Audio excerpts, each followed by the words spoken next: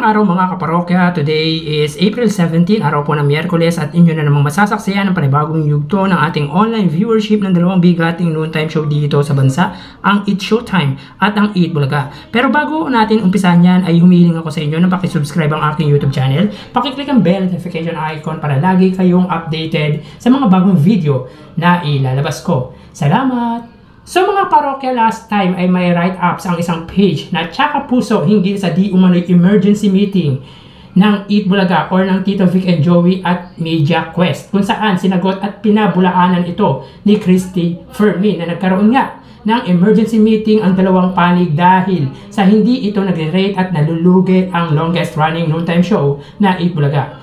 Media Quest, owned by business tycoon Manny V. Pangilinan, and knowing him na kahit taglugi ay patuloy pa din siyang nagbibigay serbisyo para sa bayan. Example na natin dyan yung TV5 na alam naman natin na noon pa ay malaki ang naibubuhos nitong pera para sa kanyang TV network and still existing and taking. TVJ also experience ng pagkalugi in early years ng Eat Bulaga, kaya alam na nila kung paano i-handle yung ganyang bagay at sitwasyon. Tsaka puso is a supporter of ABS-CBN and critic ng kalaban nito, at kung demolition job ito para siraan ang TVJ or Eat Bulaga, tingin ko hindi ito magtatagumpay. Ayon kay Christy, anong dahilan para mag-conduct ng emergency meeting ang dalawang panig gayong nakataped or recorded ang episode ng Eat Bulaga kada Lunes at Martes? Chill na chill pangaraw habang nag-golf ang mga host ng Eat Bulaga at ang katapat nito ay naka-live. At para mabasag ang speculation ay nagsalita na nga kanina si Tito Soto during Gimme 5 segment. Ayon dito ay kasinungalingan na nalulugi ang Eat Bulaga at handa daw nila ipakita ang income tax return nito. Sabi naman ni Joey De Leon, nagkakalat ng ganyang information ay inggit lang. Dapat maging masaya dahil ang Pilipinas ang dinadala nila sa pinakamahabang programa sa buong mundo.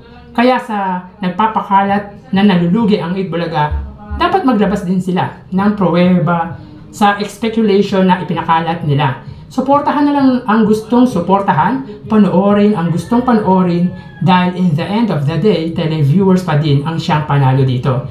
We cannot please anybody kung anong gusto nilang sabihin dahil karapatan nila. Pero para sa akin, maglabas sila ng pruweba para ma-justify yung speculation na ipinakakalat nila. So tara ating alamin ang online viewership ng dalawang bighating noontime show. Para sa Eat Bulaga under TVJ Facebook page na may 2.2 million followers at sa Eat Showtime naman na may 17 million followers. So nakikita po natin dito ang oras ay 12:40 at ang Eat Bulaga po ay may kasalukuyang segment na pera fee at meron po silang 14,000 viewers. Ang Eat Showtime naman po, makikita po natin dito sila ay may segment na Karaoke Kids at may 24,200 viewers. So click po natin mga kaparokya para po sa Eat Bulaga. Sila ay may 14,000 live viewers. Ang Eat Showtime naman, kaganin nakita po natin ay 24,000 live viewers. So ulitin po natin mga kaparokya.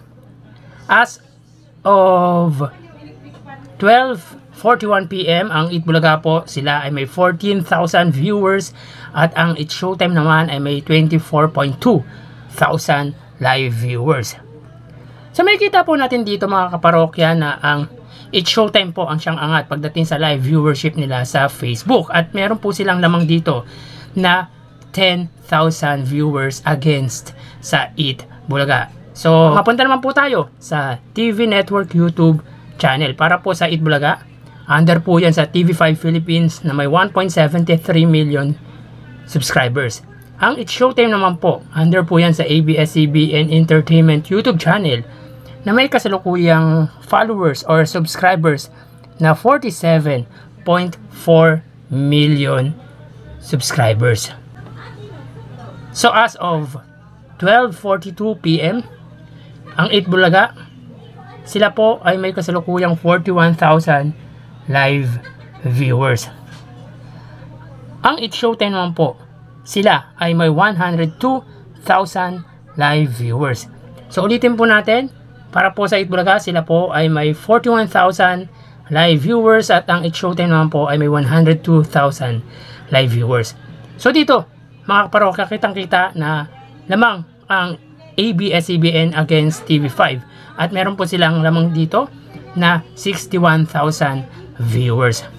So mapunta naman po tayo sa main YouTube channel ng dalawang noontime show para po sa Itbulaga under Itbulaga TVJ na may kasalukuyang subscribers na 952,000 subscribers. Sa It's Showtime naman po, under po yan sa ABS-CBN It's Showtime na may 2.14 million subscribers. So as of 12:44, ang Itbulaga po under Itbulaga TVJ, sila po ay may kasalukuyang 46,000 viewers. Ang It's Showtime naman po ay may 85,000 live viewers. So ulitin po natin mga kaparokya, as of 12:44 ang Itbulaga po, sila ay may 46,000 live viewers. Ang It's Showtime naman po ay may 84,000 live viewers. So dito naman pagdating sa live viewership nila sa kanilang main YouTube channel, ang It's Showtime naman po ang siyang angat pagdating sa online viewership. Bali ang lamang ng It's Showtime dito ay 38,000 viewers. Kung sa Facebook po, ang lamang ng It's Showtime ay 10,000. Sa TV Network YouTube channel ay 61,000 at sa main YouTube channel ay 38,000. So bali ang total na nakuha ng Itbulaga ay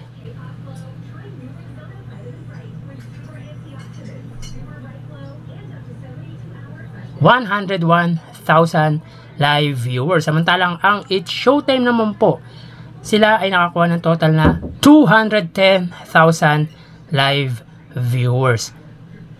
So yan po lumalabas sa kanilang online viewership. Ulitin ko po, ang Itbulaga po ay nakakuha ng 101,000 live viewers at ang It's Showtime naman po ay 210,000 live viewers. Magpapaalam po muna ako pansamantala. Thank you and God bless.